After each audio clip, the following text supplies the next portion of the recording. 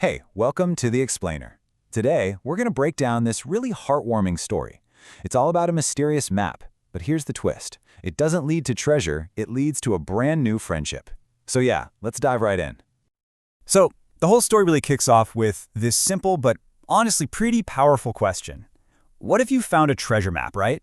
But instead of gold, it led you to someone who is just really lonely. It's a cool idea because it immediately flips the script from being about riches to being about something way, way more valuable. Connection. Okay, so our adventure gets started in a classic way. You've got two unlikely friends, and of course, a discovery that's about to change everything for them. All right, first things first, let's meet our heroes. We've got this dynamic duo. First up is Pudding, who's a super curious cat, and you can just picture him, right? Poking his nose into everything. And then there's Momo, the clever dog, kind of the brains of the whole operation. They're hanging out on the outskirts of their sleepy little village, which, is the perfect kind of place to stumble upon a secret.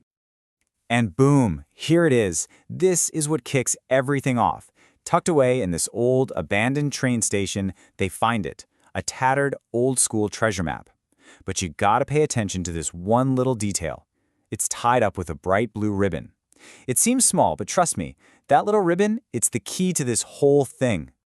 So, the expectations are set, right? A treasure map means one thing, a hidden prize. It's a promise of something awesome. So as far as Pudding and Momo are concerned, they are on a totally straightforward classic hunt for treasure. Simple as that. But come on, when is a treasure hunt ever that simple? The map leads them to their very first roadblock, and it is definitely not what they were expecting. So the first clue on the map points them to this busy, bustling fish market down by the river.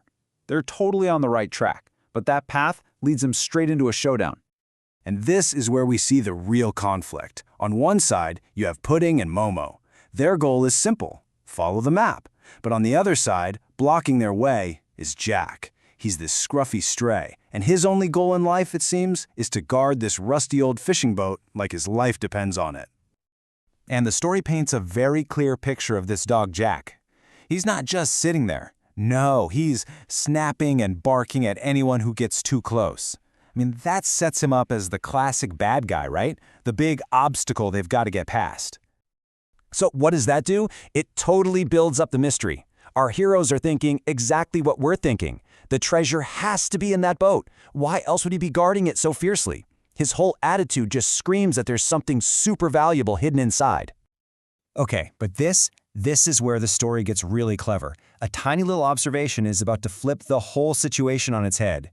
Jack's about to go from being the obstacle to being, well, the objective. And who figures it out? It's Pudding, our curious cat. While Momo is busy trying to, deal with this angry dog head-on, Pudding uses his sneaky cat skills to get a totally different angle on the problem. And this right here is the big aha moment. This is the turning point. Pudding spots this old, worn-out scarf around Jack's neck. He sees the color, that specific bright blue, and then, click, it all falls into place. It's the exact same color as the ribbon on their map. And just like that, everything changes. Jack isn't blocking the path, he is the path. This isn't just some random stray, he's the next clue. So this treasure hunt, it basically just turned into a rescue mission. This one little connection forces everybody, the characters, and us watching, to completely rethink this whole quest.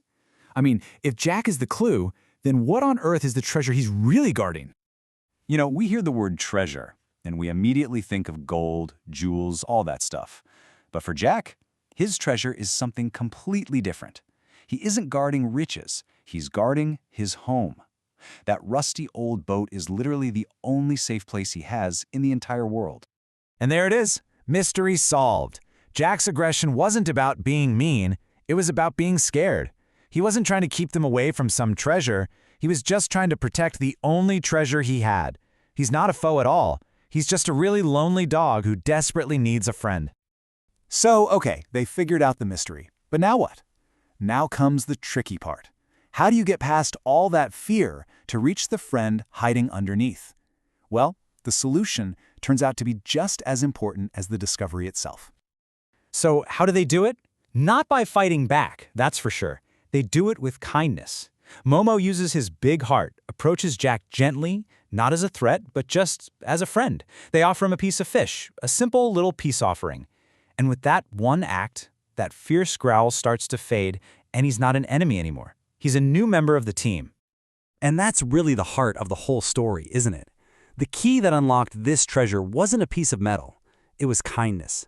That simple offering of fish, that's what unlocked the real prize, a new friendship. So what are the big takeaways from all this? Well, for one, true treasure isn't about possessions, it's about connection. It's also a huge reminder to look past first impressions, right? What looks like a threat might just be someone who's really scared. And finally, it shows that a little bit of empathy, a little kindness, it can literally turn a foe into a friend. And that kind of leaves us with one last thing to think about. Who's the Jack in your community, in your own life? And what treasure, what vulnerability, what need might they be protecting so fiercely?